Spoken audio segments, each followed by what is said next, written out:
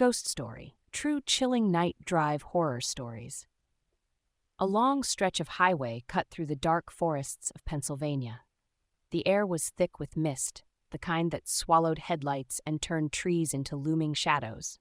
Mark tightened his grip on the wheel, his knuckles pale against the leather. Beside him, Lauren scrolled through her phone, the blue glow flickering against her face. They had been driving for hours. The plan was simple: cross the state overnight, reach their destination by morning. But something felt off. The road signs looked unfamiliar, the mile markers seemed out of order. In the back seat, Daniel yawned. "You sure we're on the right road? This doesn't look like Route 422 anymore." Mark checked the GPS, but the screen flickered, static crawling across the map. His phone was no better. No signal. Just a loading circle spinning endlessly. "Relax," Lauren murmured. "We've driven through back roads before." But even she sounded unsure. Ahead, the highway curved, disappearing into dense woods. A single gas station stood at the bend, its neon sign buzzing faintly. Mark slowed down. The place looked abandoned, yet the lights inside flickered as if someone had just stepped out of sight. "Let's stop," Daniel suggested. "Stretch our legs." Mark pulled into the lot. The pavement was cracked, weeds growing through the concrete. The air smelled of rain and gasoline. Inside, the shelves were half-stocked, coated in dust. A clerk stood behind the counter, staring at them without blinking. His uniform was old, the name tags smudged beyond reading. "Late night for a drive," he said, voice flat. Mark nodded. "Just passing through." The clerk didn't reply. His eyes flicked to the window behind them. Lauren followed his gaze. The highway was empty, but she could have sworn, just for a second, she saw something move beyond the trees. Mark paid for gas and grabbed a bottle of water. The clerk's eyes never left him. Outside, Lauren leaned against the car, arms crossed. Daniel stretched, glancing at the woods. Wind rustled the trees. The air felt thick, almost heavy. The neon sign flickered. "We should go," Lauren muttered. Mark nodded. As he turned, the clerk spoke. "Stay on the road." His voice was low, almost a whisper. Mark hesitated, the way he said it, like a warning. But before he could respond, the man turned away, disappearing into the back room. Mark got in the car. The engine rumbled to life. As they pulled out of the lot, Daniel glanced back. That guy was weird. Lauren checked her phone. Still no signal. The GPS refused to load. Mark drove on.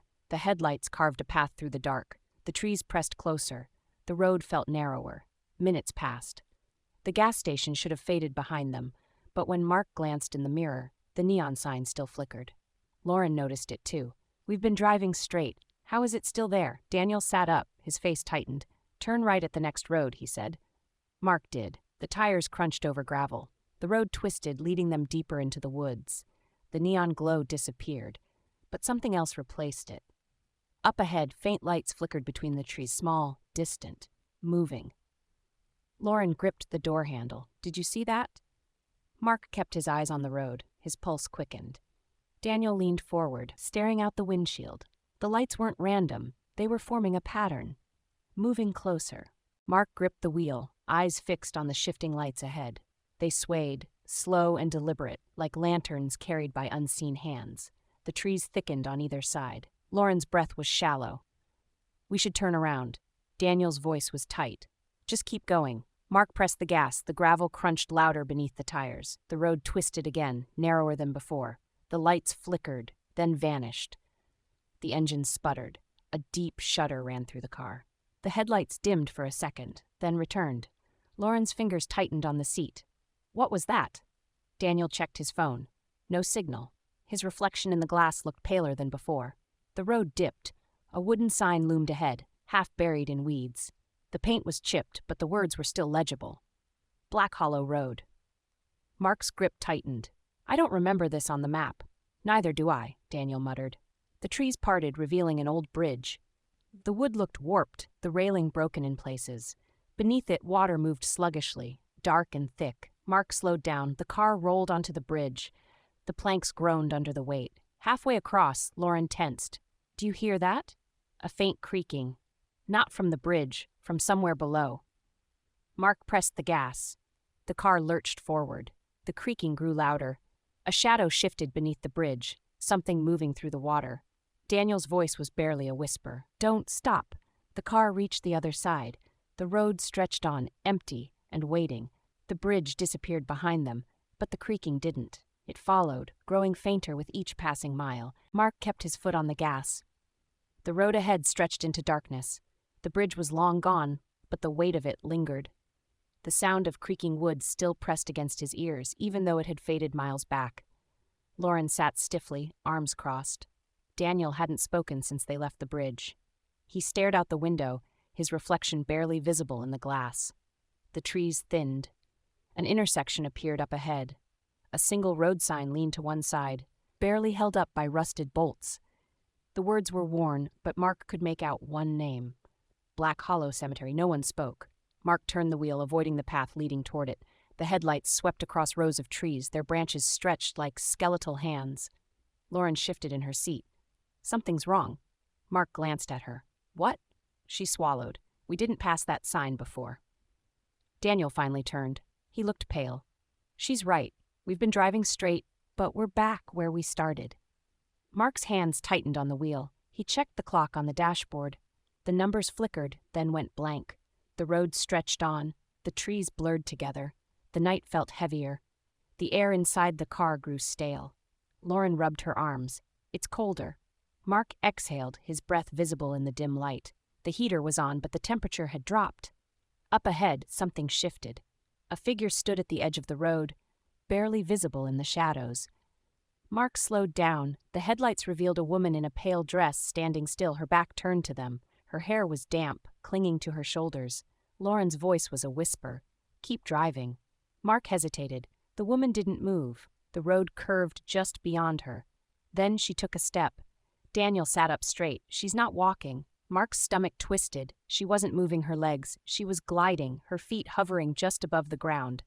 Lauren turned away. Don't look. Mark pressed the gas. The car sped past. The woman's face turned toward them at the last second. No eyes, just hollow, empty sockets. Daniel's breath hitched. The road curved. The cemetery sign appeared again. They hadn't escaped. They had never left. Mark clenched the wheel. His breath felt tight in his chest. The road stretched on, endless, circling back to the same decayed sign.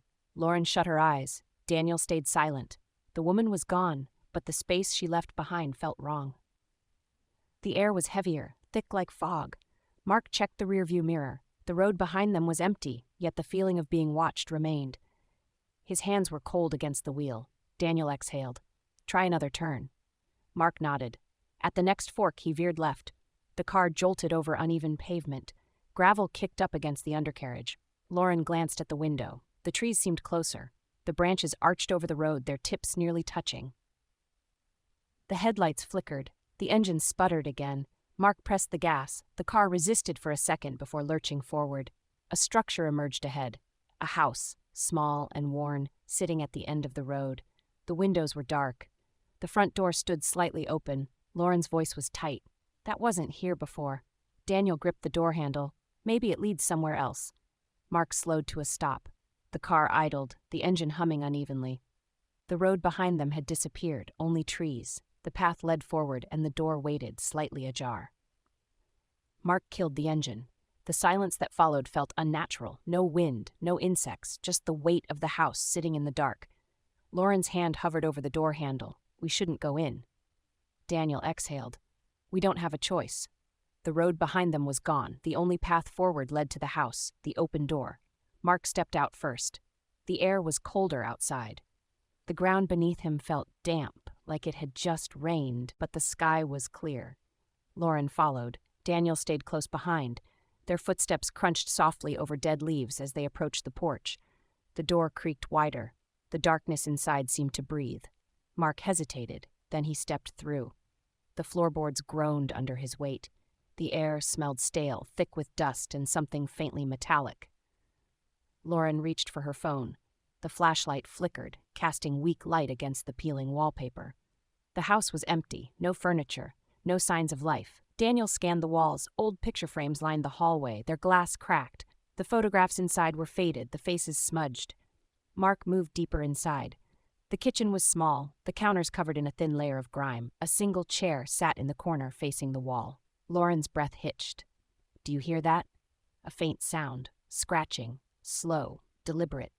Coming from upstairs, Daniel clenched his jaw. We shouldn't be here. Mark turned toward the staircase. The steps stretched into darkness. The sound continued. Scrape. Pause. Scrape. Something was waiting above them. Mark gripped the railing. The scraping above stopped. The air felt heavy, pressing against his skin. Lauren whispered, "We need to leave." Daniel stepped back, but the front door was gone. Only a blank wall remained. A slow creak echoed from upstairs. Then a voice, low and broken. "You came back." Shadows pooled at the top of the stairs. A figure stepped forward. No eyes, no face, just hollow skin stretched over bone. Mark moved first, yanking Lauren and Daniel toward the kitchen. A door, one they hadn't seen before, stood open. They ran. The moment they crossed the threshold, cold air rushed over them. They were back in the car. The house was gone. The road stretched ahead, empty and waiting. Mark started the engine. No one spoke. They drove. The sign for Black Hollow never appeared again.